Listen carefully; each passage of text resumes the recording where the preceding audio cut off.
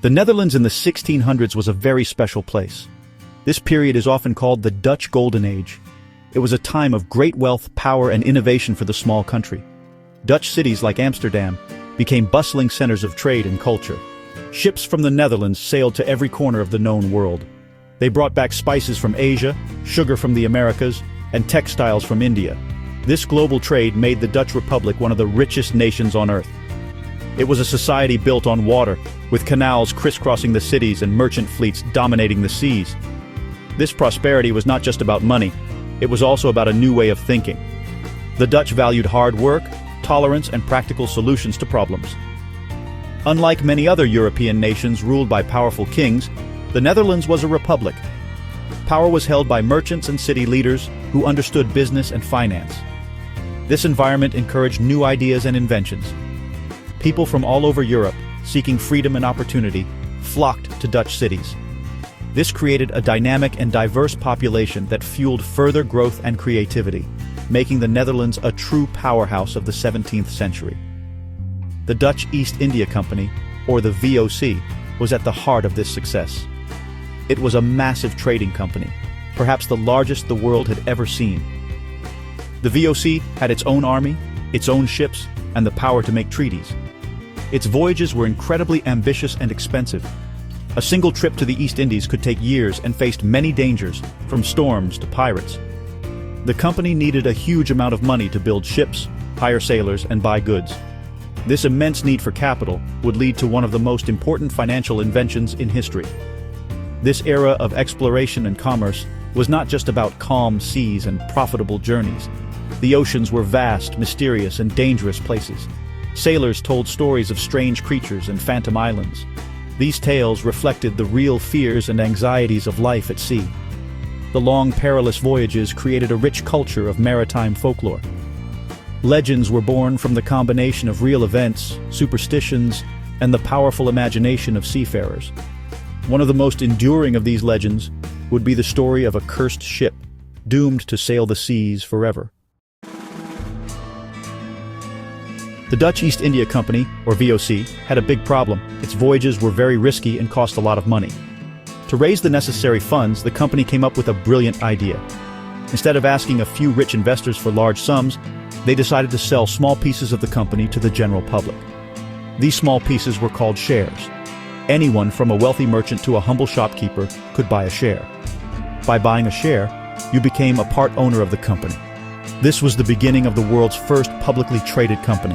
This new system created something amazing, the first modern stock exchange. In 1602, the Amsterdam Stock Exchange was established.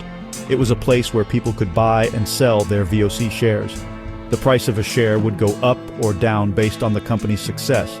If the VOC's ships returned safely with valuable cargo, the share price would rise.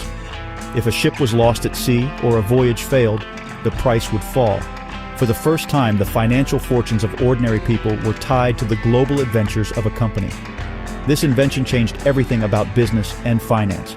It allowed the VOC to raise an enormous amount of capital, funding its massive operations across the globe. The stock market also introduced new concepts like speculation, where people bought shares hoping the price would go up so they could sell them for a profit. It created a dynamic marketplace for money itself. The idea was revolutionary because it spread the risk of these dangerous voyages among thousands of people, making such ambitious enterprises possible. The market was a physical place of shouting traders and frantic deals. The impact of the Amsterdam Stock Exchange was profound and long-lasting. It provided the blueprint for all future stock markets, from London to New York to Tokyo. The idea that a company could be owned by the public through tradable shares is the foundation of modern capitalism. It allows businesses to grow, innovate, and create jobs by accessing money from a wide pool of investors. This Dutch innovation was not just about finance.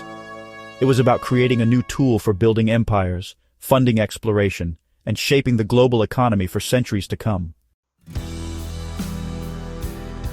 While Dutch merchants were creating new financial worlds in Amsterdam, Dutch sailors were exploring the real world's most dangerous waters. From these perilous voyages came a different kind of Dutch creation, a haunting legend. The story of the Flying Dutchman is one of the most famous ghost stories of the sea. It tells of a cursed sea captain, often named Willem van der Decken. He was a stubborn and blasphemous man, determined to sail around the treacherous Cape of Good Hope, the southern tip of Africa, despite a terrible storm. The legend says that as the storm raged, his crew begged him to turn back. But Captain Vanderdecken refused. He swore a terrible oath, declaring he would round the Cape even if it took him until Judgment Day. For his arrogance and defiance against God's will, he and his ship were cursed. They were condemned to sail the oceans for eternity, never making port. The Flying Dutchman became a phantom ship, a ghostly vessel with tattered sails, crewed by the dead. Seeing the ship was considered a terrible omen, a sign of impending disaster for any sailor who crossed its path. This story captured the imagination of seafarers everywhere. The Cape of Good Hope was a real place of great danger. The weather there is notoriously bad, and many ships were wrecked trying to pass it. The legend of the Flying Dutchman gave a supernatural explanation for these real-world fears. It was a cautionary tale about the dangers of pride and the immense power of the sea. Over the centuries, the story was told and retold in ports and taverns around the world, growing with each telling. It became a powerful symbol of the sailor's struggle against the unforgiving elements. The legend spread far beyond the world of sailors. It entered popular culture through books, poems, and most famously, Richard Wagner's opera, The Flying Dutchman. The story resonated because it speaks to universal themes: ambition, punishment, and the search for redemption. The cursed captain became a tragic figure, forever paying the price for a single moment of hubris. The tale of the ghost ship remains a potent piece of folklore, a chilling reminder from the Dutch golden age of the mysteries and dangers that lay beyond the horizon. Comparing the stock market and the Flying Dutchman seems strange at first. One is a practical financial tool, and the other is a ghostly legend. However, both were born from the same Dutch spirit of the 17th century. They both came from the ambition to conquer the oceans. The stock market was created to fund the risky voyages that sailed into the unknown. The legend of the Flying Dutchman was created from the very real fears associated with those same voyages. Both stories are about risk, reward, and the consequences of pushing boundaries. The stock market was a rational solution to a practical problem: how to manage the enormous financial risk of global trade. It was an invention based on logic, mathematics, and a deep understanding of commerce. The Flying Dutchman, on the other hand, was an emotional response to the same risks. It was a story born of superstition, fear of the unknown, and the need to explain terrible tragedies at sea. One legacy is built on calculating odds and profits, while the other is built on interpreting omens and fearing curses. Together, they show two sides of the Dutch Golden Age experience. The global impact of these two Dutch creations is immense, but in very different ways. The stock market fundamentally reshaped the world's economy. The model invented in Amsterdam is now used everywhere, powering global capitalism and enabling corporations to grow to an unimaginable scale. It is a tangible system that affects billions of lives daily through pensions, investments, and the global flow of money.